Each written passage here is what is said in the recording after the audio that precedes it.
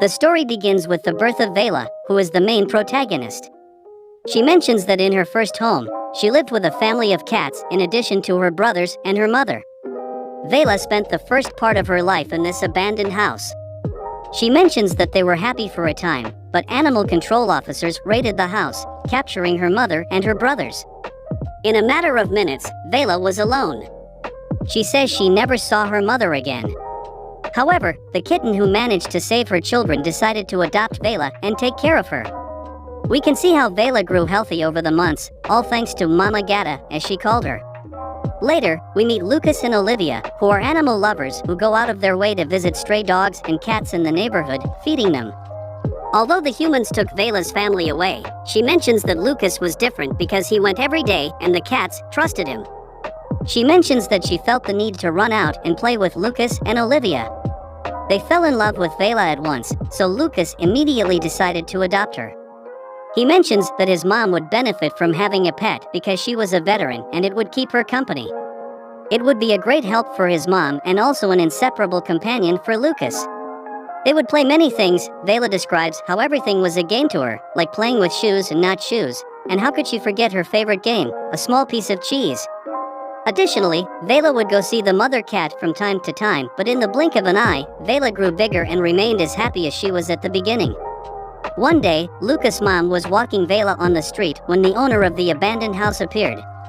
However, he soon threatened her, saying that if Lucas continued to intervene in the demolition of the house and continued to invent that there were cats there, he would get into serious political problems. But his mom defended herself and told him he was a liar because the cats were still there.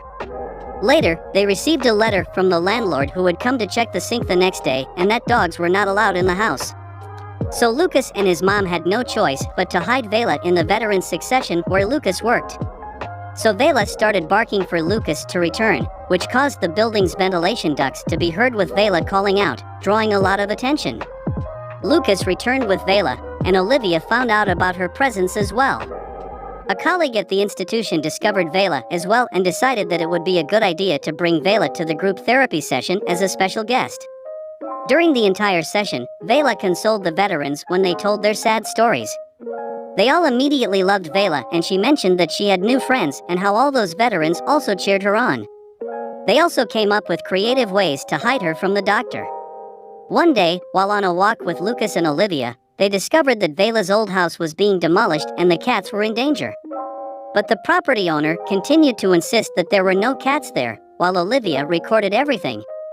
Suddenly, the cats decided to escape, evidencing the property owner. The demolition was stopped due to Olivia's live recording.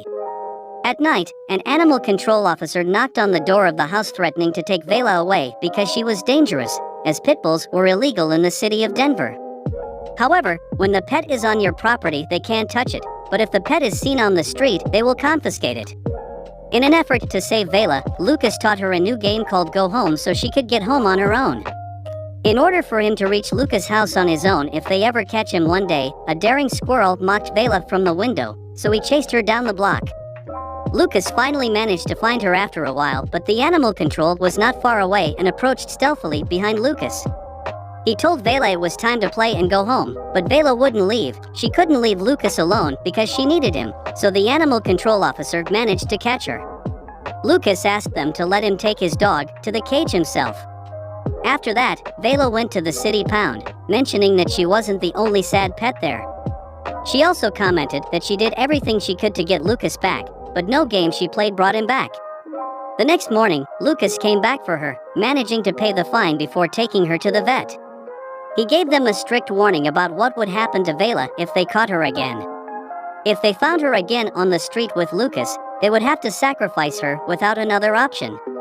So, Lucas decided to send Vela with some relatives of Olivia who lived outside the city where Vela was not illegal. When they were about to leave, they realized that animal control was already waiting for them, as it seems that the owner of the abandoned house was a friend of the grumpy animal control officer. But Lucas's mother managed to scare him enough for him to let Vela leave the city safely, healthy and safe. Lucas said goodbye to Vela, but she didn't understand why she had to go so far away or why Lucas wasn't going with her. As she moved away from Lucas, she became more sad. The relatives of Olivia were good people, played with Vela, and fed her well. In addition, having a big and spacious house, Vela tried to make her like her new home, but it wasn't the same for her. They were not her family. She missed Lucas a lot. After a few days, Olivia's uncle received a call and told Vela that they would go for her tomorrow to finally go with Lucas. Excellent, everything is going very well. However, she still didn't understand. One day, while she was lying on the grass, she decided to jump the fence and run back home with Lucas. But the road was very long and she couldn't find her way back on her own. But even with the odds against her, Vela continued on, clinging to her love for Lucas. What she didn't know was that Lucas was on his way to take her to their new home. Vela had never been alone before, so it was natural for her to have difficulty surviving in the wild. In the morning, a hungry and tired Vela tried to hunt in the forest, but her prey, a poor rabbit, managed to escape before being devoured by her. Eventually, Vela arrived at a new city. There she found a pack of dogs and she thought they might hurt her. However, due to her hunger, she dared to eat with them. The pack quickly accepted her and she had fun with her new friends. They taught her the best places to get food from kind humans, which was much easier than chasing rabbits. But when night came, Vela saw all her new friends return to their homes. The leader of the pack invited her to live with him, but Vela chose to continue her search for Lucas. One night, she heard a distant shot, so she decided to go see what was happening. When she arrived, she saw a female puma that had been killed by 2 hunters. Nearby, Vela found the orphan cub and here she is, Big Kitten, as Vela called her, reminded her of her family bond with cats. Vela decided to take care of her. They looked for food and kept warm as best they could. Together, they traveled through the whole forest. Some days Big Kitten went off on her own and Vela would wait for her at their place. When she slept, she dreamed of Lucas and their games. As time passed, Big Kitten grew bigger and Vela was surprised that now Big Kitten brought food back. However, Vela didn't like fish much, but she had to eat it because it was the only thing they had. One day, some coyotes ambushed them in the forest while they were drinking water. She mentioned that their eyes were cold. Big Cat ran and Vela followed too, but Vela couldn't climb trees, so she decided to face the coyotes. Fortunately, 3 men who were just passing through the forest approached and scared off the coyotes. However, Big Cat ran away and Vela decided to stay with those men to see if they would give her food. They took her collar and called Lucas' phone number. When it seemed that Vela was about to be reunited with Lucas, Big Cat accidentally scared the men, preventing Lucas from knowing that Vela had been found. Vela and Big Cat continued their journey one day in the middle of the snow. Vela was excited to hear another dog bark and decided to follow the barking. Both dogs seemed to greet each other friendly, but these barks caused an avalanche. Their new friend and Vela helped to rescue their owner. Vela mentioned that she could smell the fear of the other dog. While the dog owner was in the hospital, 2 skiers adopted Vela and the owner's dog, leaving Big Cat behind. Her new life wasn't bad. She had good owners and an excellent home. Vela mentioned that she felt like a home. One day, the couple found out that the owner had recovered at home and took Vela and her new friend back to her owner. Although the dog was happy to see her owner, the owner was actually a grumpy person who didn't care at all about his dog. He mentioned that he was too sick to take care of a dog. Additionally, he said he had never seen Vela. The sale friend did not want to stay away from his owner. However, he soon understood that he had never really wanted him, although Velas was happy that his friend had found a loving home. The real Sale was somewhere else with Lucas, so he ran away again when he had the opportunity to escape on a walk in the woods. In his journey through the woods, Sale arrived at a new city and got into some mischief.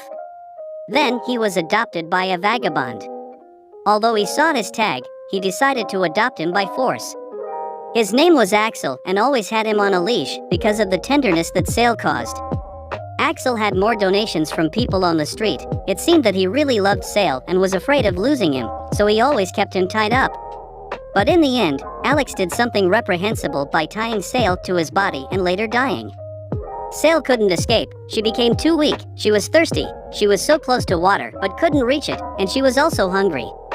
She waited a long time. It seemed that no one was going to rescue her, and her future did not look hopeful. But one day, suddenly 2 children found her and freed her. The first instinct of Vela was to hydrate herself. The children were frightened to see the corpse of Vela. Afterwards, she decided to continue her search, trying to find Lucas. During her passage through the forest, the coyotes chased her, howling close to her in the morning. The coyotes followed her again, despite Vela running as fast as she could. Soon, they managed to surround her.